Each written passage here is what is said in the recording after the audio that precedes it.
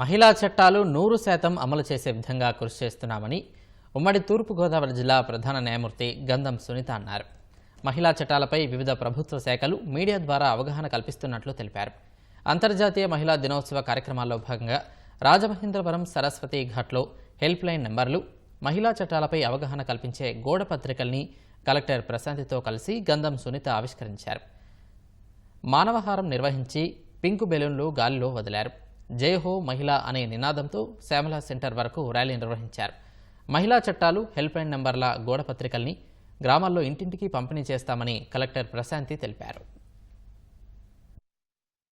ఏ కార్యక్రమం చేపట్టినా కానీ district legal services authority ద్వారా హానబుల్ హైకోర్టు వారు అలాగే హానబుల్ సుప్రీంకోర్టు వారు మహిళలకు సంబంధించిన చట్టాలపై అవగాహన తీసుకురావడానికి ఎగెనిస్ట్ చైల్డ్ మ్యారేజెస్ అలాగే పిల్లలు ఎవరైతే ఫ్యాక్టరీస్లో వర్క్ చేస్తున్నారో అలాంటి వాళ్ళని సంరక్షించే విషయంలో కానీ అడాప్షన్ విషయంలో కానీ ఎలాంటి ఇర్రెగ్యులారిటీస్ జరగకుండా ఏ కార్యక్రమం చేపట్టినప్పుడు కూడా మాకు ఈ district officials from revenue side నుండి కలెక్టరేట్ ఆఫీస్ నుండి మేడం గారు అలాగే ఎస్పీ గారి దగ్గర నుండి కూడా మంచి కోఆర్డినేషన్ వస్తూ మేము ఆ కార్యక్రమాలన్నీ కూడా సక్సెస్ఫుల్గా చేపట్టుకుని కంప్లీట్ చేయడం జరుగుతుంది.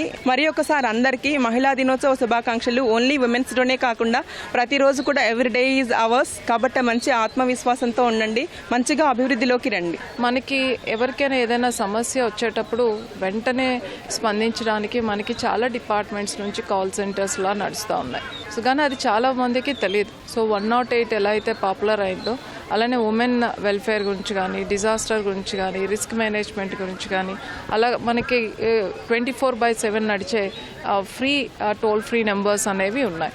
సో అవన్నిటినీ కూడా ఒక గోడ పత్రికలాగా చేసి ప్రతి ఇంటిలో కూడా ఉండాలి అని ఎవరికి ఏ అవసరం వచ్చినా మనకి తెలియజేస్తే అక్కడ దగ్గరలో ఉన్న ఏదో ఒక వ్యవస్థ వెంటనే రెస్పాన్స్ అవ్వడానికి వాళ్ళు చేయవలసిన కార్యక్రమాలు చేయడానికి అవకాశం ఉంటుంది అనే ఉద్దేశంతో అనుకున్నాం.